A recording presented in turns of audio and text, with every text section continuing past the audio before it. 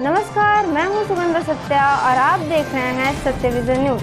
देखिए हमारे साथ सिर्फ कुछ ही मिनटों में खबरें सीधे आपके शहर, गांव और ज्वार से बिल्कुल एक अलग अंदाज में। आइए देखें आरा और बक्सर जिले की बड़ी खबरें। इटाढ़ी में पहली बार मिले 2 कोरोना मरीज, अब संख्या हुई 8। पॉजिटिव की सूचना पर खौफजदा हुए लोग। जिले में मंगलवार को कोरोना के 2 और मरीज पॉजिटिव मिले हैं। दोनों मरीज इटाढ़ी प्रखंड के हैं, जिसकी सूचना मिलते ही प्रखंड में हड़कंप मच गया और लोग खौफजदा हो गए। बताया जाता है कि एक मरीज इटाढ़ी प्रखंड मुख्यालय व दूसरा हरपुर जयपुर पंचायत के बहुआरा से मिला है। एक और प्रखंड में कोरोना के मरीज मिलना शुरू हो गए हैं, लेकिन क्वारंटाइन सेंटर में प्रशासन की लापरवाही के कारण केंद्रों पर प्रवासी लोगों द्वारा अनियमितता बरती जा रही है, जिसके कारण कोरोना संक्रमण के फैलने का खतरा बढ़ता ही जा रहा है। प्रखंड में पहला मरीज प्रखंड कार्यालय स्थित क्वारंटाइन सेंटर में मिला था, जो महाराष्ट्र से 12 मई को ट्रेन से आया था। उसे पहले क्वारंटाइन सेंटर में रखा गया। बक्सर जिले में अब उपलब्ध होगी डायलिसिस की सुविधा। कोरोना संकट काल में राज्य के साथ साथ जिले के लिए खुशखबरी आई है। स्वास्थ्य विभाग से मिली जानकारी के अनुसार अब बक्सर समेत सूबे के सभी 48 जिलों में डायलिसिस यूनिट की सुविधा उपलब्ध हो सकेगी।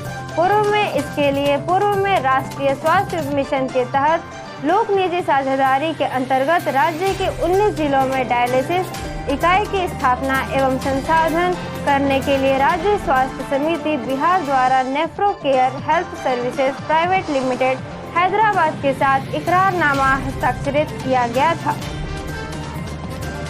कोरोना से ज्यादा क्वारंटाइन सेंटर में फैली गंदगी से लग रहा डर, कोई उपाय नहीं, सांस लेना मुश्किल। अब कोरोना से ज्यादा गंदगी से डर लग रहा है, कोई उपाय करे नहीं तो सांस लेना भी मुश्किल हो जाएगा। गंदा पड़ा शौचालय व पेयजल की समस्या से जूझ रहे बिहार पब्लिक स्कूल में आए हुए प्रवासी मजदूरों का कहना है, शौचालय में फैली पानी की बोतलें यह बताने के लिए काफी है कि यहाँ ठहरने वाले लोगों को शौचालय में पानी तक ठीक से नसीब नहीं हो पा रहा है। सरकार द्वारा मजदूरों को बुलाए जाने पर आए दिन यूपी के बॉर्डर से होकर आने वाले मजदूर, महिला व आम जनों के पहले बिहार पब्लिक स्कूल सेंटर पर लाने की व्यवस्था की गई है, जहां स्क्रीनिंग के साथ ही नाम, मोबाइल नंबर व एड्रेस नोट करने के बाद सूची तैयार की जा रही है। किसानों के लिए संजीवनी की तरह काम कर रहा पपीता। अनुमंडल के किसान अगर पपीता की खेती करें तो वे आर्थिक रूप से सशक्त करने में जुटे हैं। पपीता की खेती किसानों के लिए अधिक फायदेमंद है। कई पपीता की खेती में लाखों की आमदनी कर रहे हैं। प्राकृतिक आपदाओं को लगातार झेल किसानों के लिए पपीता की खेती संजीवनी की तरह काम कर रही है। उद्यान विभाग की ओर से किसानों को पपीता की खेती करने के लिए प्रोत्साहित किया जा रहा है। उद्यान विभाग के सहायक पदाधिकारी दीपक कुमार ने बताया कि पपीता की खेती किसानों की समृद्धि का द्वार खोल रही है। उन्होंने बताया कि 1 बीघे में भी अगर किसान पपीता की खेती करे तो उन्हें 4 से 5 लाख की आमदनी हो सकती है। शहनाई की गूंज खामोश, घोड़े वालों की कमाई बंद। पापी पेट लोगों को कहां से कहां लेकर जाता है। दुनिया में लोगों के पेट भरने के अपने अपने तरीके हैं। कोई इसके लिए चोरी तो कोई मेहनत के खाने में अपना विश्वास रखता है। मेहनत से आमदनी करने के लिए लोग अपने देश तक छोड़ देते हैं। ऐसे ही मेहनत कर कमाई करके खाने के लिए अपने शहर बक्सर में भी दूर दराज के लोग आते हैं। इन्हीं जैसे लोगों में एक असलम का भी नाम शामिल है। असलम यूपी के इंदौर जिले में कटेसर रामनगर रोड के रहने वाले हैं। बक्सर में वे एक लंबे अरसे से शहरी क्षेत्र में होने वाली शादियों में अपने जोड़ी व घोड़ी उपलब्ध कराते आ रहे हैं। दरअसल यह जोड़ी घोड़ी वे पारंपरिक रथ को कहते हैं। शेष समाचार एक अंतराल के बाद। हमसे जुड़कर सिटीजन पत्रकार बनिए, लोकतंत्र की ताकत बनिए। जो समझते हैं लोकतंत्र से खुद को ऊपर, जो खाते हैं कस्में जनसेवा की और करते हैं सिर्फ अपनी, उन्हें लोकतंत्र की ताकत का एहसास दिलाइए। जो खेलते हैं लोकतंत्र से, कानून और संविधान से। उन्हें उनकी हैसियत बताइए, क्योंकि आप और हम हैं लोकतंत्र की ताकत। सत्य विजन न्यूज, जुड़िए हमारे साथ। सत्य विजन न्यूज, लोकतंत्र की ताकत है हम। ब्रेक के बाद फिर से आपका स्वागत है सत्य विजन न्यूज में। छूट मिली तो बाजारों में सजने लगी कपड़ों की दुकानें, पर अभी नहीं खुलेगी मॉल, कॉलेज व कोचिंग संस्थान। चौथे चरण के लॉकडाउन की शुरुआत हो चुकी है।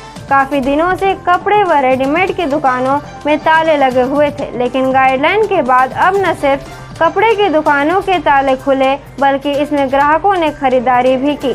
बाजारों में अन्य दिनों की अपेक्षा मंगलवार को भीड़ देखी गई। हालांकि इस दौरान मॉल अभी भी पूरी तरीके से बंद रहेंगे।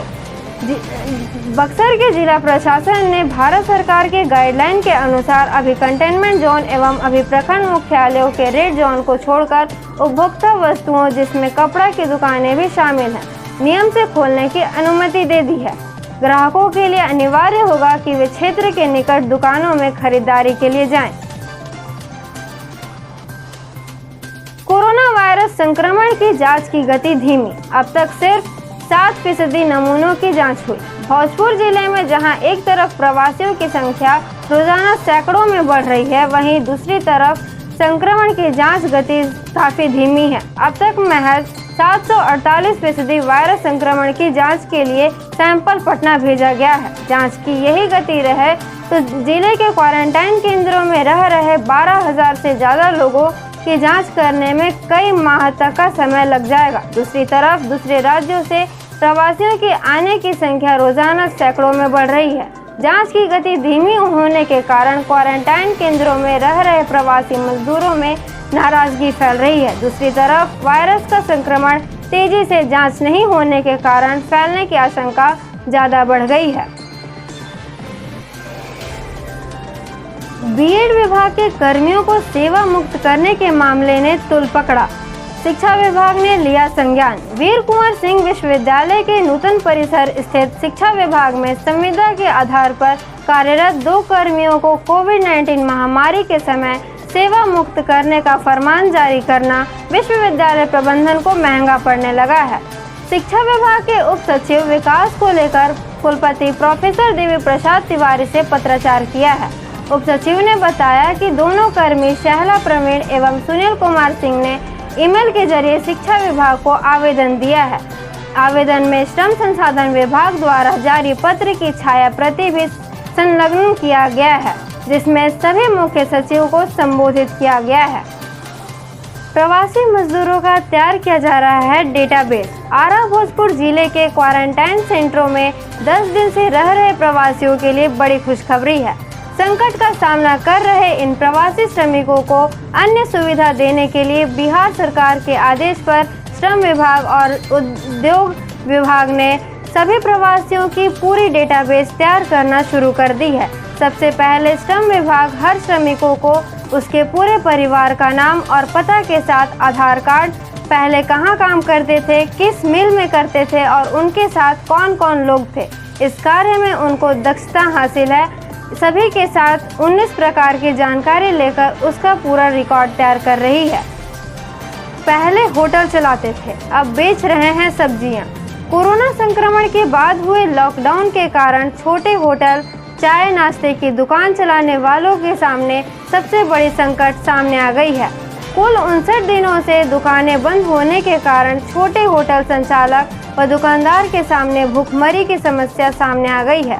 नगर पंचायत कोइलवर समेत पंचायत में समोसा, चाय, चाट, चाउमीन की दर्जनों दुकानें थीं, जिनका दुकान लगाने के बाद घर की रोजी रोटी चलती थी।